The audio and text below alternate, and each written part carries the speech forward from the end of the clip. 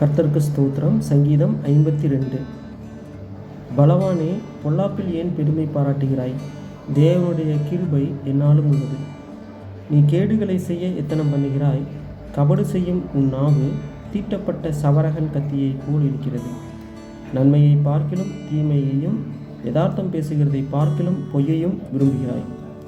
கபடமுள்ள நாவே, சங்கரிக்கும் சகல வார்த்தைகளையும் நீ விரும்புகிறாய்.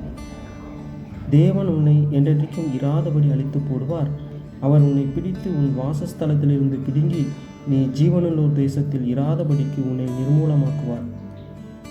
நீதிமான்கள் அதை கண்டு பயந்து அவனை பார்த்து நகைத்து, இதோ, தேவனை தன் பலனாக எண்ணாமல் தன் செல்வ பெருக்கத்தை நம்பி தன் தீவினையில் பலத்து கொண்ட மனுஷன் இவன்தான் என்பார்கள்.